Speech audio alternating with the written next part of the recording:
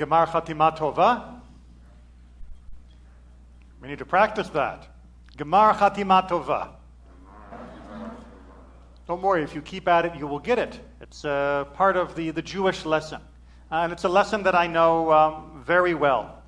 Right now, my daughter is going through the absolute joy of college applications. She is a senior in high school. And that means, of course, that everybody asks her, so, where do you want to go? What's your choice? And to be honest, she is being very good about this, which is basically where I get in, I'll go. Because she has realized that trying to pin your hopes on one particular dream school that is the end-all and be-all, and without that your life has no meaning, is not exactly a good and healthy plan.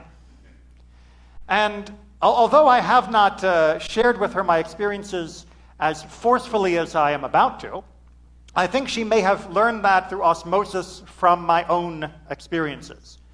I was turned down by all of my dream school, have to get into for undergrad or else there is no hope and I'll end up going to some schwach school that isn't really very good. And I went to a schwach school that turned out to be amazing.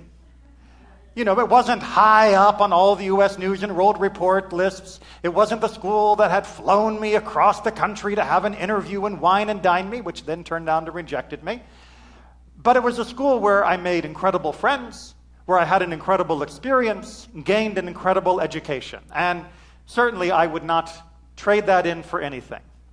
But as that school was coming to an end, I decided I wanted to go on into graduate school, wanting to go into a PhD program to become to have a doctorate in political science. You can see how well that turned out. Once again, I studied, I did the GRE, did amazingly well, sent out my applications based upon my test scores and my recommendations of my professors, and didn't get into any of the schools that I hoped I would get into. So I went to another schwach school. In fact, this school was so schwach I didn't even bother finishing my master's and fled to Japan. But that too was good. Not only did I have an amazing adventure there that I wouldn't trade for anything, I also happened to bump into a nice British girl that was in Japan. And, well, the rest of that is history. But while in Japan, I came to the realization not only of how much I loved teaching, but how much I loved teaching and sharing Judaism, as I had to continue to recount what exactly a Jewish person was to a different cadre of students over and over and over. It makes you an expert of trying to explain Judaism simply without making it simplistic. And it was around that time that I decided, you know what? I hear the rabbinate calling. I hear becoming a rabbi twinkling in the sky. And so I sent off my application to the Ziegler School of Rabbinic Studies. I wasn't interested in going back east to JTS. Remember, I was California born and bred. And the Ziegler School was the conservative seminary on the West Coast, even if it was in the dreaded Los Angeles, which as a San Diego boy, LA is not exactly our favorite city. And I flew off to San Diego, from San Diego, drove up to Los Angeles. I was jet lagged, I had the flu, the traffic was absolutely worse than I had ever imagined, so I ended up coming to Minion late, even though I left 2 hours early from only 2 miles away, and I didn't get in. Now you're looking at me going, wait a minute, what do you mean you didn't get in? I can buy that you didn't get into the school you wanted to go to for undergrad. I can buy that you didn't get into the school you wanted to go to for graduate school. Did anyone actually vet this guy? Is he really a rabbi if he's coming up here and telling me that he didn't get into rabbinic school? Well, I didn't get in that year. I got in the next year, which worked out amazingly. It meant that I was with a class of colleagues that were absolutely perfect for me and the ones that I clearly was destined to be with. But, as much as I may look back in hindsight, that doesn't mean the process of that interview and discussion didn't leave a mark on me. So, the part that I really knew while I was there, wiping my nose and trying to keep my eyes open and all of the other fun things that come with traveling and interviewing, and those of you who have ever traveled and interviewed for a job know, this ain't fun. But the part where I knew I've lost it was during the interview, which is unusual because usually I interview pretty well. the dean of the rabbinic school, or Rabbi Artson, who is still the dean, he asked me a question. He said, look, you're going to be a rabbi. Someone's going to come to you and they're going to say, Rabbi, why is this happening to me? With some personal tragedy or ordeal. What are you going to say to them? I said, well, and I began to list some of the various things that I had read about. And he's like, no, that's not enough. And I said, well, that's why I want to come to rabbinic school, so I can learn more and have more to say. If I was already perfect at this, I wouldn't need to be here. I didn't say it quite like that. I was not quite such a smart aleck. Well, some people have a different opinion.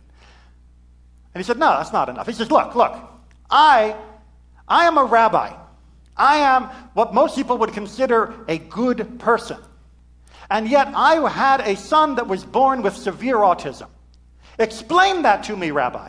Justify that to me. How could God do this to me?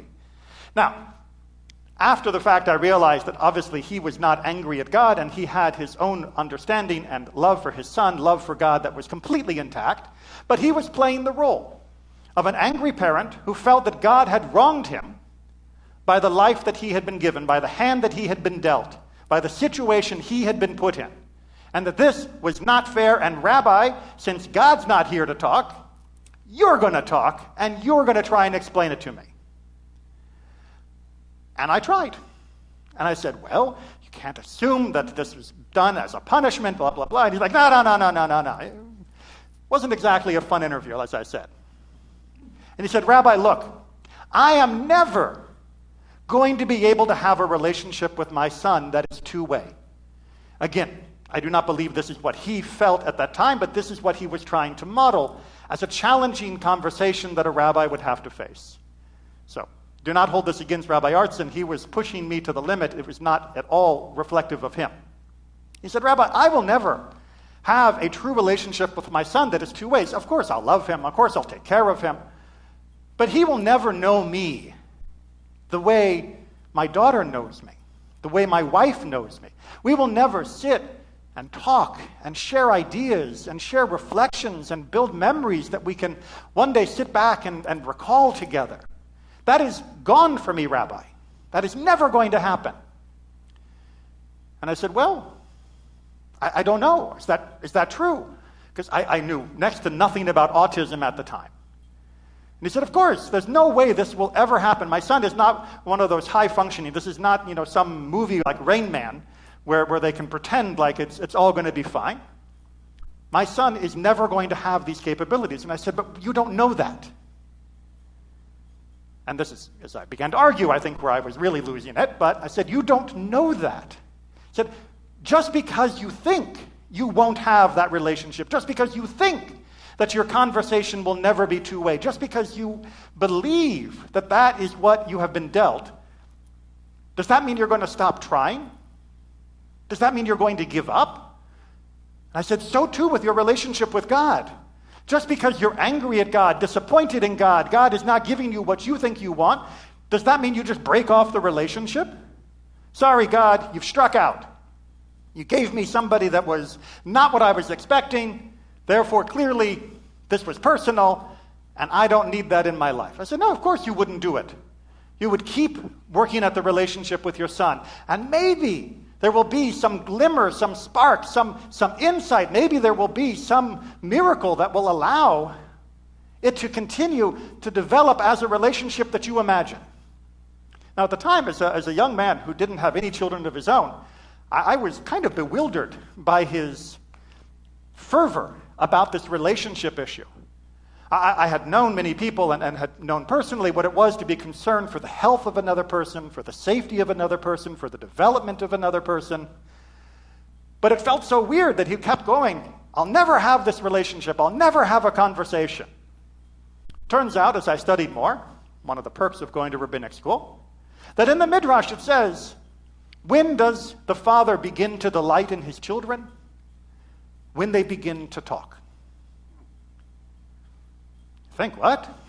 Even in the Midrash from almost 2,000 years ago, this conversation relationship was already there? This isn't some modern liberal San Francisco hippy-dippy stuff? No.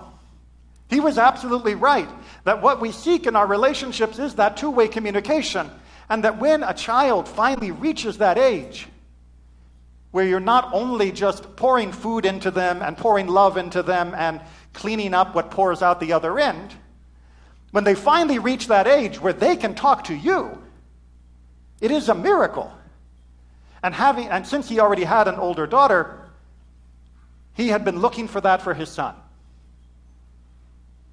And I was missing it completely, because what did I know about raising kids? But I kept telling him, kept beating the dead horse, but you don't know that it won't happen. It might. It might. You have to keep trying. You have to keep trying. You can't give up, and you can't give up on God. Well, as I said, I got a rejection letter a few weeks later. I went back next year. The interview was a lot less stressful. I didn't have such bad traffic. I didn't have the flu. I wasn't jet lagged. I didn't get into quite such an argument with the dean. Also good. And obviously I was accepted in that year. But that conversation has stuck with me for going on almost 20 years now. Actually, no, I think it is just about 20 years. Partly because about a decade or so after that conversation, he and his son co-authored an article using a new technique in the development of treating autism. He and his son now are able to communicate. It is through writing, not through an oral, verbal form. But they can talk, because he, in his own way, was continuing, of course. I wasn't telling him anything new, right? It wasn't this, little kid sitting in the interview that was giving him this insight. He already knew that he needed to keep reaching out to his son and hoping that one day there would be that ability to communicate with one another. And he kept doing it, and it worked. And his son now has actually authored numerous articles on his own as well. They found a way to get through. And he had found a way to maintain his connection to God throughout all of this. It's one of the reasons why he really was an amazing dean, and continues to be an amazing dean and teacher. If you ever have a chance to read any of his books or see any of his lectures, I can highly, highly recommend it. But the lesson remained that I took from this, because I still believe my answer was right, even if it was poorly delivered, poorly researched, and not well handled at the moment. But when you are stuck in a position where things seem unfair, where they seem wrong, where they seem like there was no point in continuing the relationship, the connection, the understanding, the reaching between two people, or between you and God, you can give up. You can walk away. There's no end of self-help books out there that tell you to help yourself to the exit, or more specifically, show the other person to the exit, and kick them out of your life. You don't need those people in your life. You don't need those people who aren't willing to listen, who aren't willing to hear you. If you can't reach them, get rid of them. But that's not the way our community has worked. That's not the way our families have worked. That's not the way our relationship with God has worked. We have made it our purpose to argue with God, to yell at God, to shake our fist at heaven and say, this is not right, this is not fair. But to stay there, shaking our fist at heaven until we get an answer, until we get an understanding, until we see the ray of hope, until we see that glimmer of a light, until we see the tide begin to change. And if we walk away before that moment, if we walk away at the first moment of disappointment, at the first rejection, at the first stumble, then we won't be there to see it. Right? We'll be gone. If we walk out of that room without trying to maintain that connection with God or with each other, then when it begins to turn, when it begins to be that light of the dawn of redemption, we will miss it because we will have turned our backs to it. We all have a choice. We can stay and fight for a relationship that we believe is worth having, whether it be with each other or whether it be with the Almighty. Or we can say that that is worthless, that it is pointless, that it is fruitless, and walk away from it. And then we will truly never know what could have happened. If we take that rejection, if we take that pain, we take that suffering, and we use it as a way out, we will never find a way up or in or forward. It doesn't make it easier. God knows, and our history shows, it has not been easy to get to where we are today. For any one of us individually, and all of us collectively as Jews, and all of us as the human race. But we only get to where we are by hanging in there with each other, by having the hard conversations, by fighting tooth and nail for the cracks in the armor that allow us to reach into each other's souls and touch one another, and in the process feel the presence of God. The next few months, I imagine, are going to be difficult for everyone in this country. The next 6 months are going to remain difficult, if only from COVID, for this planet. For our own congregation, things will continue to be hard as we adjust to how we are going and continue to try and plot the right course. But it only works if we hang in there with each other and if we never give up. Look at what we have accomplished as individuals, as a community, as a country, as a world.